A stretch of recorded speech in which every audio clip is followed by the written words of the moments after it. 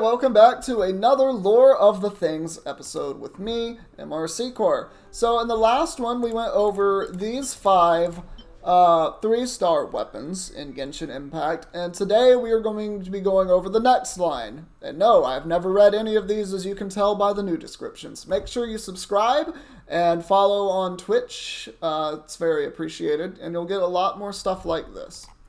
Next up, we have the Ferris Shadow, a replica of the famed sword of Arondelen, the Lion of Light. Feel the power of a legendary hero as you hold this sword in your hand. Imagine yourself as the great warrior himself. Note, daydreaming not recommended in live combat. I can only wonder why that note's there. I actually really like the design of this blade. It's a very standard looking blade, yes, but it's got that little extra design features like on the blade itself, and I really like that. It's very delicate, but it just adds something to the blade. When the young Arondelen swung his replica greatsword, modeled off of the one wielded by Ravenwood, the Knight of Boreas, imagining that he was cutting the old nobles of Mondstadt down, he never envisaged, I think that should be envisioned, I think that's a synonym, that he would one day become the renowned Lion of Light. Nor did he envisage that his playmate, Rostam, with whom he sparred in their childhood, would grow up to become his most trusted right-hand man. Before going on to die in the course of duty, having served the people of Mondstadt for 23 years, the replica of the Lion of Light's greatsword is now in the hands of another youngster. How will this mysterious fate be passed on? It's actually very interesting. I don't know who wields this blade currently. If I had to guess, it's probably going to be Noelle, out of all the Mondstadt characters, just going along with the lore. But that's very interesting. So this is a replica of one of the heroes of Mondstadt's greatswords, which is pretty cool.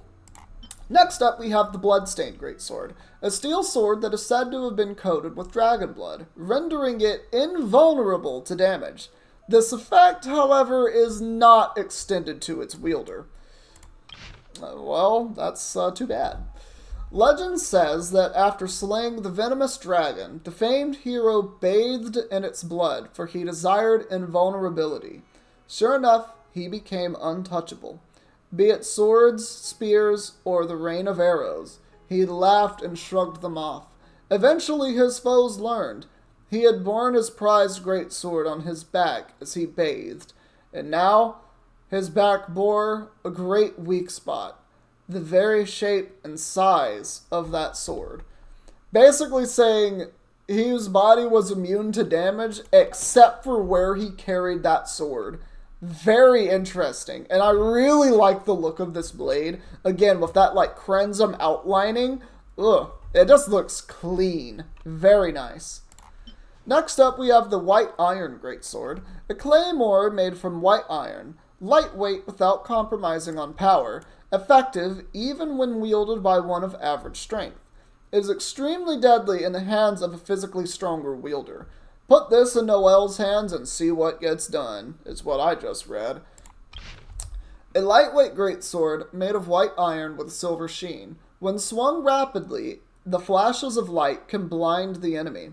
However, the sword is not usually used as a weapon. According to the way of warriors of old, when a comrade falls in battle, polished weapons will line the ground where they fell.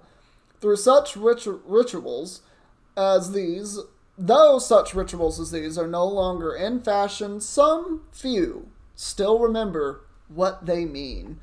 It's also very interesting to see just some of that lore come out with some of the 3-star weapons. Obviously, everyone only cares about the 4-star, 5-star weapons, mostly the 5-star.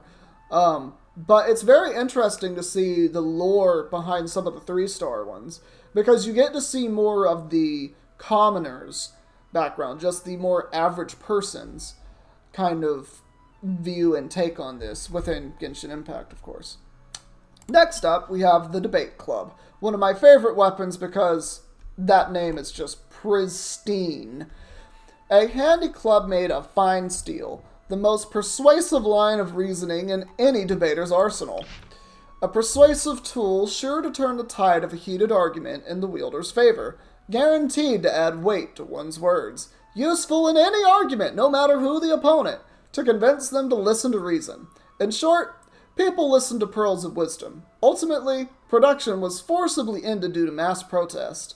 The needs of the many outweigh the needs of the one. Or so they say. Yep, that's the debate club. And then last but not least for this video, we have the Skyrider Greatsword, a reliable steel sword. The legendary Skyrider once tried to ride it as a flying sword for the second time. You know, I don't think you're going to get much different results from this. Although I like the design of this, I actually don't... It's not one of the better designs. Like, it looks good. Like, the coloring on it's very nice. But, honestly, no. Also, don't try to ride your swords. Don't ride them like a broom. You're not going to fly. You're going to cut something pretty bad. You're going to damage yourself.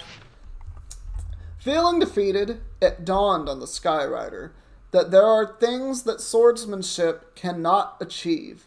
So instead of believing in his swordsmanship, he turned to the sword itself. Bigger is always better, and swords are no exception, he thought. In the grand Guyon stone forest, he embraced his grand ending. His dream of flight came to an end, but his sword and story would never fade? This man jumped off a cliff into a ravine. My God, what delusional people are doing this? This is not okay. The lore behind the Skyrider weapons is funny. Anyway, that's going to be all for this one. Thank you all so much for watching. If you liked it, please leave a like, leave a comment, and subscribe if you want to see stuff similar to this. And we're going to see all of you in the next one that we do. Take care, everybody.